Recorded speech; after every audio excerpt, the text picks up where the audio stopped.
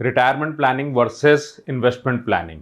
Retirement planning या investment for retirement क्या है सही आपके लिए? आप कहोगे ये कैसा टॉपिक हुआ? यस, आपने सही सुना है। ये टॉपिक है कि आपके लिए आपका रिटायरमेंट प्लान करना इंपॉर्टेंट है या इन्वेस्टमेंट का कोई भी स्कीम लेना इंपॉर्टेंट है। किस तरीके से इसको हम कंपेयर करें, क्योंकि हर वक्त लोगों का एक कहना होता है विप्लव सीधा सॉल्यूशन बताया करो कि जिसके अंदर में हमारे लिए चीज़ें हों।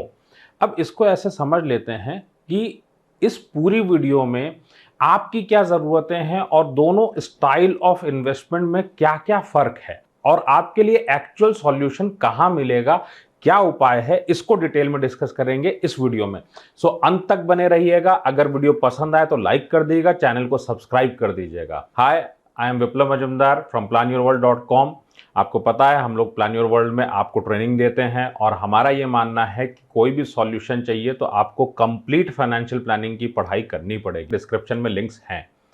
अब बात आती है हमारी कि हम इसको कंपेयर कैसे करें कि जब हम लोग बात कर रहे हैं रिटायरमेंट प्लानिंग या इन्वेस्टमेंट फॉर रिटायरमेंट।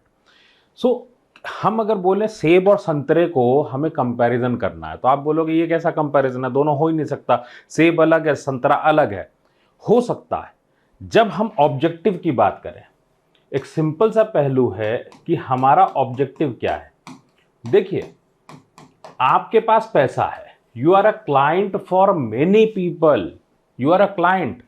आप बेहतरीन क्लाइंट हैं, आपको चिंता है आपके रिटायरमेंट की, आप इस वीडियो को देख रहे हो, आपको पेंशन आपकी मिलेगी नहीं मिलेगी। सो हमारे मन में एक बात आती है कि लेट्स इन्वेस्ट फॉर रिटायरमेंट, क्योंकि there are lots of people in society जो हमको बताएंगे।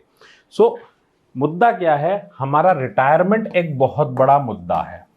तो फ्रेंड, इसको हम लोग डिटेल में देख लेते हैं कि अल्टीमेटली अप्रोच हमारी क्या होनी चाहिए। सो पहले अगर मैं बात करूं इन्वेस्टमेंट फॉर रिटायरमेंट क्या है। अब देखिए, हमें तो पता नहीं कि हमारे पास कौन से इन्वेस्टमेंट होंगे, क्या होगा। हमें एक बात बताई गई है बचपन से कि सेव करो, सेव करने के बाद इन्वेस्ट करो, और जो एडवाइजर है कोई मार्केट में कुछ ऐसे उपाय होंगे जिसमें आप इन्वेस्ट करिए और आप वहां से अपना जीवन चला लीजिए। तो इसके तहत अगर देखें तो आपके पास बहुत सारे लोग हैं जो आपको कुछ सर्विसेज देते हैं, जिनमें बैंक्स हो गए आपके, देन आपके पास इंश्योरेंस कंपनीज हैं, पेंशन की कंपनीज हैं। भाई ये भी तो अपने आप में इन्वेस्टमेंट प्रोडक्ट्स देते हैं आपके लिए। फिर पेंशन वाली हो गई, एनपीएस की कंपनीज हो गई। आप म्यूचुअल फंड की कंपनीज में जाएंगे तो म्यूचुअल फंड की कंपनीज हो गई यहाँ पे। सो आप अगर देखें तो रियल एस्टेट वाले भी हो गए, वो भी कहते हैं हमारे यहाँ लगा दो। अब पॉइंट ये है कि हमारे पास अलग अलग प्लान्स हैं। आपको बताया गया एक प्लान है जिसमें ये परसेंटेज मिलेगा। आपके मन में एक आया चलो मुझे कहीं तो पैसा लगाना है, एक रिटर्न मिल जाए, मैं उस रिटर्न के साथ आगे बढ़ जाऊं जीवन में। कोई गलती नहीं है इस सोच के अंदर, क्योंकि हम लोगों को कभी फाइनेंस पढ़ाया नहीं गया। अब प्रॉब्लम क्या है यहाँ पे कि हमने ये इन्वेस्टमेंट्स कर दिए। अब थोड़ी देर के लिए अगर आप चलें कि इन्वेस्टमेंट की अप्रोच में क्या कोई वाकई में कमी है, अगले स्लाइड में आप देखिए और आप बताइए कि आपके लिए इंपॉर्टेंट क्या है। यह है आपका जीवन। अगर मैं आपके जीवन की बात करूं, आप जीवन में किसी भी जगह पे हो, ये लाइन है अगर आपकी एज से रिलेटेड। आप 30 वर्ष के हैं, आप 40 के हैं, आप 50 के हैं, आप 60 के हैं, किसी भी टाइम पे आपके मन में आया कि चलो मैं इन्वेस्टमेंट कर देता हूं और एक ख्याल है मन में कि हमारे पास कुछ अच्छा हो जाएगा। फ्रेंड्स, एक छोटा सा पहलू है, आपको सोचने की जरूरत है बहुत गहराई से। इस वीडियो के माध्यम से आप सबसे बोलना चाहूंगा, आप जो सोच रहे हैं उसका इंपैक्ट आपकी धर्मपत्नी पे भी पड़ने वाला है, आपके बच्चों पे भी पड़ने वाला है। सो बहुत केयरफुली सोच के बताइएगा अपने मन में कि 60 की उम्र के बाद आपके घर में एग्जैक्ट पैसा चाहिए हर महीने का, या आपको कुछ भी मिल जाए तो चलेगा। आश्वासन चाहिए या पैसे चाहिए। भाभी जी को जो आप पैसे देने वाले हैं 60 के बाद, वो हर महीने आपको पैसे देने हैं, खर्चे आपके कम नहीं हो सकते किसी भी सूरत में। So what is retirement planning then? जब रिटायरमेंट प्लानिंग की बात करता हूं तो रिटायरमेंट प्लानिंग क्या है? रिटायरमेंट प्लानिंग के अंदर हर वो चीज जो आपके रिटायरमेंट के बाद आप करोगे, 60 से लेके 90 के बीच में आप क्या कर रहे होगे? आपके बच्चे कहाँ होंगे? आप किस घर में रह रहे होंगे? आपकी हेल्थ की कंडीशन क्या होगी? 8 घंटे आप क्या करोगे? क्या ये सब कुछ पैसे मांगता है? इन सब में ज़रूरत होगी कुछ पैसे की। क्या बच्चों को हर महीने, हर साल आप घर पे बुलाना चाहोगे? क्या बच्चों को अपने साथ रखना चाहेंगे? उसके लिए पैसे की ज़रूरत होगी। जब हम रिटायरमेंट प्लानिंग की बात करते हैं तो उसमें सबसे पहला मुद्दा ये आता है कि आप किस उम्र में रिटायर होंगे। आप सोचो, आप 40 पे रिटायर हो सकते हो। मैं अभी इसके ऊपर एक अलग से वीडियो भी बनाऊंगा कि अगर 40 से 60 के बीच में रिटायर होते तो क्या फ़र्क पड़ेगा। आप 40 पे भी रिटायर हो सकते हो, आप 60 पे भी रिटायर हो सकते हो।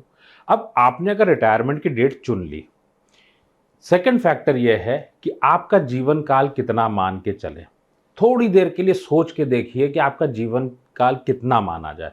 आपका जीवन काल क्या 65 की उम्र तक माना जाए, 66, 67, 68? आपको लगेगा कि क्या एक एक साल बढ़ा रहे हो। नहीं, मैं तो 80 साल तक जीऊंगा। फ्रेंड्स, जब 80 साल 90 साल जीना है और ये भी नहीं पता कि हम होंगे या मेरी वाइफ होंगी या हम दोनों साथ में होंगे या अकेले अकेले कोई एक होगा, तो पैसे तो पूरी जिंदगी चाहिए जब तक हम हों। तो अगर जब तक हम हो उतने पैसे चाहिए, तो बिना जरूरत को प्लान किए क्या मैं कोई इन्वेस्टमेंट कर लूं? आपको क्या प्लान करने की जरूरत है? आपको प्लान करने की जरूरत है इन्वेस्टमेंट, या आपको पूरी जिंदगी जो इनकम चाहिए घर में हर महीने, वो इनकम प्लान करने की जरूरत है? ये हैं आपके खर्चे। अगर आपकी एज आज 45 है तो आपका अगर 50,000 25,000, यहां पे हमने 50,000 लिया होगा, आप 25,000 मान लीजिए, आप 1 लाख मान लीजिए, जो आपका खर्चा हो, ये खर्चा हर 10 साल में डबल होगा। फ्रेंड्स, क्या फर्क है जब हम बात करते हैं इन्वेस्टमेंट प्लानिंग में? कौन सी कंपनी आपकी रिक्वायरमेंट को ध्यान में रख के इन्वेस्टमेंट बनाती है? एक कंपनी बताओ आप। Is there any one company जो आपको ग्रोइंग पेंशन देती हो, जो आपके लिए कोई प्लान बनाती हो? बिल्कुल भी नहीं। 17 साल में जो मैंने पाया है बड़े बड़े फोरम्स पे, there is no product in India जो आपको महंगाई से ज्यादा आपको रिटर्न दे दे पोस्ट रिटायरमेंट। एक भी नहीं है। क्या फर्क हुआ इन्वेस्टमेंट और रिटायरमेंट के अंदर? रिटायरमेंट प्लान करके जब करते हैं तो 60 के बाद 90 तक की जिंदगी है। तो retirement planning is the process जहां पे आप पूरे 90 तक में जो भी खर्चे हैं उसको आप प्लान करते हैं। और जब इन्वेस्टमेंट की बात करते हैं तो 60 के बाद ये इन्वेस्टमेंट कहां तक चलेगा पता नहीं। हमने प्लान योर वर्ल्ड को क्यों स्टार्ट किया? ताकि आप खुद पढ़ सकें और आपको कंप्लीट रिटायरमेंट प्लानिंग पढ़नी पड़ेगी। अर्ली रिटायरमेंट का क्या फायदा है, क्या नुकसान है, लेट रिटायरमेंट का क्या फायदा है, क्या नुकसान है, हर चीज में फायदे और नुकसान जुड़े हुए।